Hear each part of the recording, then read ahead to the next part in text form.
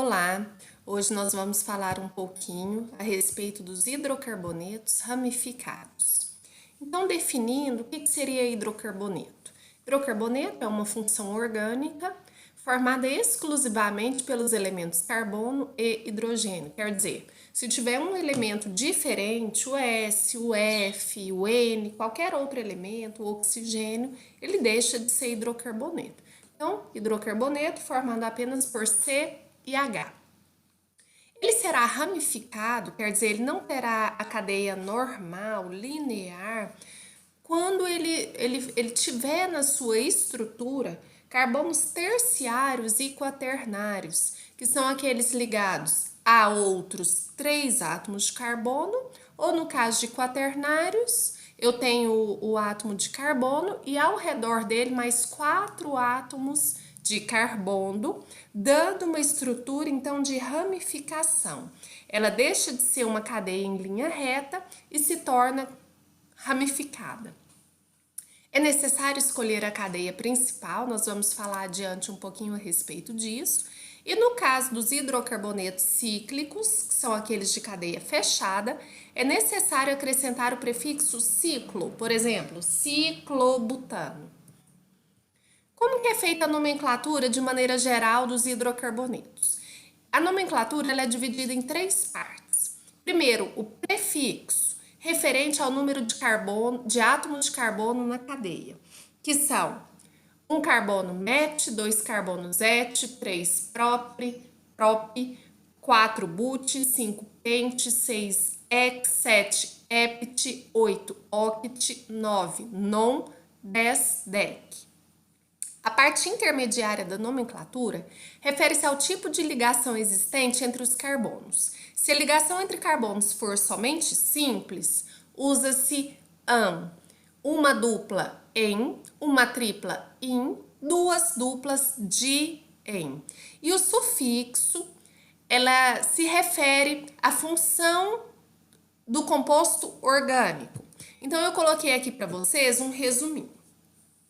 Então, os prefixos, met, et, prop, but e assim por diante. A questão do tipo de ligação, an, en e in. E a questão da terminação da nomenclatura com referência ao tipo de função orgânica. Então, como nós estamos estudando hidrocarbonetos, a terminação é O, sempre O. Porém, vou mostrar como que seria em outras funções orgânicas, por exemplo, no álcool, no aldeído, na acetona, no ácido carboxílico. Ficaria respectivamente ol, al, ona e oico. E aqui do lado eu estou mostrando para vocês como reconhecer tais funções. As outras funções serão vistas posteriormente. Então, a nomenclatura, ela parte do pressuposto em que nós temos que escolher essa cadeia principal com as seguintes características. Primeiro, eu tenho que englobar o maior número de insaturações, que são duplas e triplas. E deve possuir a sequência mais longa dos átomos de carbono ligados entre si. Então, eu tenho que pegar a maior estrutura de cadeia carbônica possível, desde que englobe também o maior número de insaturações.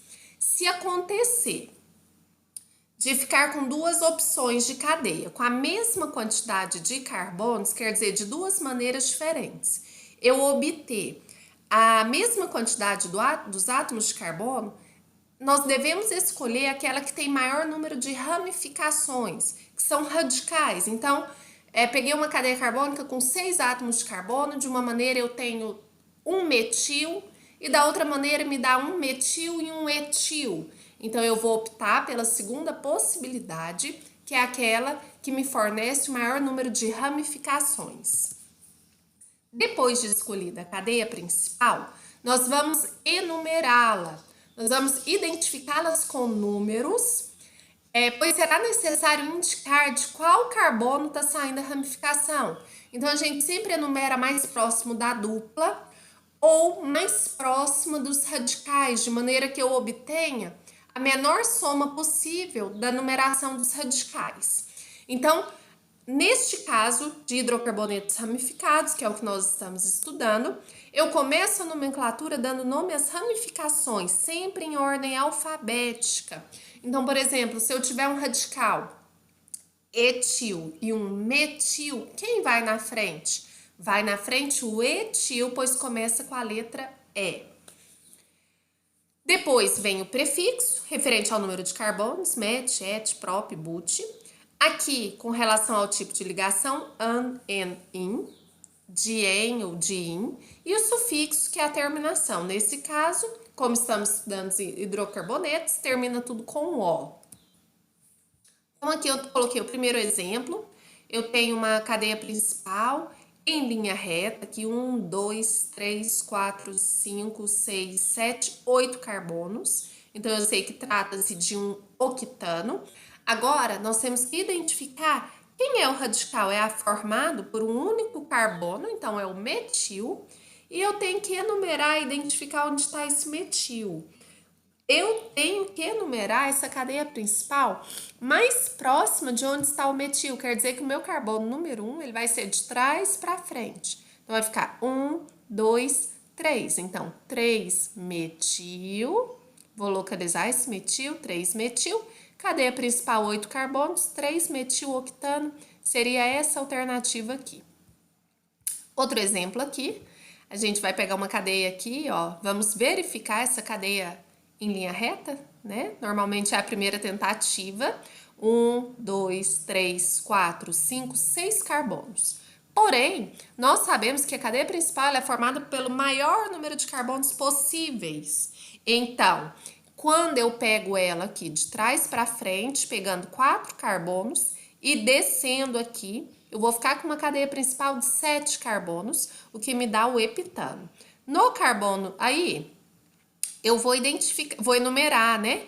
Tanto faz eu começar de trás para frente, ó, 1, 2, 3, 4, como de baixo para cima, 1, 2, 3, 4. De toda forma, esse carbono é o 4, e no carbono 4 eu tenho uma ramificação formada por 2 carbonos, que é o etil. Então, o nome ficará 4-etil epitano. Aqui, nesse slide, eu coloquei 4 exemplos, 4 opções de cadeias bem ramificadas para vocês irem pegando o jeitinho de como que isso será trabalhado. Então, nesse primeiro exemplo aqui, eu já vejo uma dupla ligação e eu sei que essa dupla ela tem que fazer parte da cadeia principal. Essa cadeia principal ela é formada por 6 carbonos, porque eu tenho que pegar aqui a dupla e me dá um número maior de carbonos, né? E aí eu vou enumerar mais próximo. Aqui nesse caso aqui eu vou conferir, mas eu acho até, gente, que isso aqui foi feito de maneira inadequada, porque nós precisamos primeiro enumerar, a prioridade é que esse carbono número 1 fique mais perto aqui da dupla, ó. Então, esse aqui seria o carbono número 1, e não o primeiro aqui, ó. 1, 2, 3, 4. No carbono 4 fica um metil, e no 5 outros 2 metis, tá, gente? Isso aqui tá inadequado. Então, a resposta correta aqui, 1, 2, 3, 4, vai ficar 4,55 trimetil. Por que é 5 trimetil? Porque eu tenho 3 metil, tá? E aí a gente usa o prefixo trimetil. Esse nome aqui tá errado, ó. Vou consertar aqui no slide agora. E vou identificar também que essa dupla, ela tá entre o carbono 2 e 3. Então, eu vou colocar X2Eno, ok? Aí, aqui, no segundo exemplo, a cadeia principal, ela não vai ser em linha reta, porque em linha reta ele só me dá 5 carbonos. E vou pegar aqui subindo. Ah, mas pode? Pode, tranquilamente, não tem problema. São 7 carbonos. Aí aqui sim está correto, vou enumerar mais perto das ramificações, uma vez que eu não tenho duplas nem triplas, que seria a prioridade.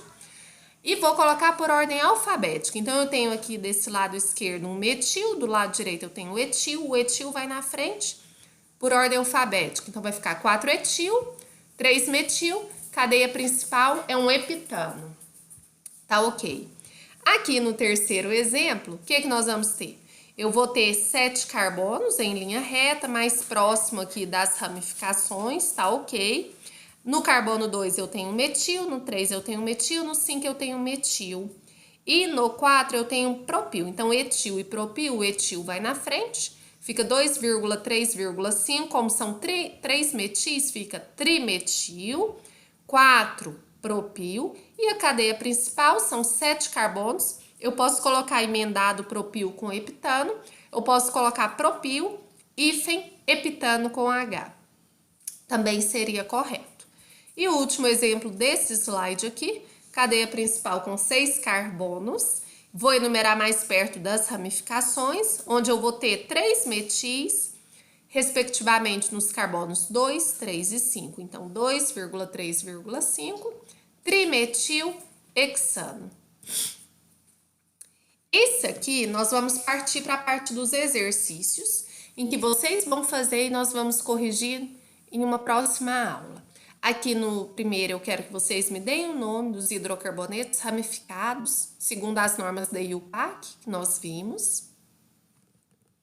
Vocês vão pausar o slide ou fotografar no celular e fazer no caderno, tá bom? Esse aqui é continuação, vocês também vão dar o nome para esses hidrocarbonetos. Mais um para colocar o nome. Lembrando que eu tenho que pegar maior cadeia principal, tá certo?